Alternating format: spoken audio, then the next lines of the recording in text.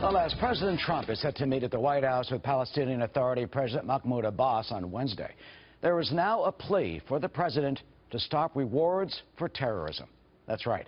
USAID, critics say, that pays Palestinian terrorists and their families for killing Americans and Israelis. There is a bill now in Congress called the Taylor Force Act. It is named after this American hero who was a terror victim, and his killer's family, like so many others, is now profiting from his murder. Taylor Force was a West Point graduate who served in Afghanistan and Iraq and was pursuing his MBA at Vanderbilt. His future was bright. Taylor was stabbed to death while he was in Israel by a Palestinian. The 28-year-old was savagely knifed to death as he strolled on a Tel Aviv ocean boardwalk last year. His killer, a Palestinian terrorist, whose stabbing spree also severely wounded 10 others. All dads, all moms are proud of their kids. Taylor basically did everything right, but he was humble about it. Taylor's parents, Robbie and Stuart, say their grief was compounded by the fact that the family of their son's murderer is making money off Taylor's death. The Palestinian Authority pays jihadists and their survivors who are involved in acts of terrorism money, critics say, that is derived from U.S. funds.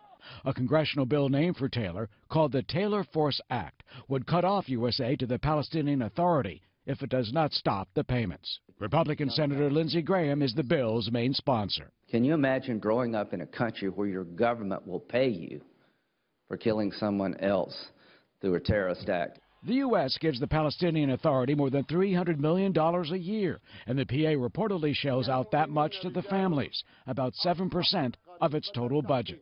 Israeli ambassador to the United Nations, Danny Danon, says the payments must stop. I think nobody, no Israeli or no American, would be happy to know that his taxpayers' money is being used to pay for families of terrorism. You actually encourage terrorism when you give money to the family of terrorism. Taylor's killer was identified as 22-year-old Bashar Mas'allah, who was shot to death by Israeli police after the attack. His body was given a hero's welcome when it returned to the West Bank.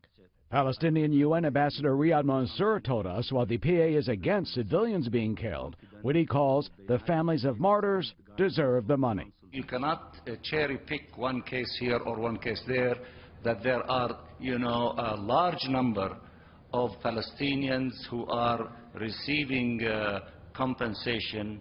They are victims of Israeli terrorism. Taylor's parents hope the bill would discourage acts of terrorism.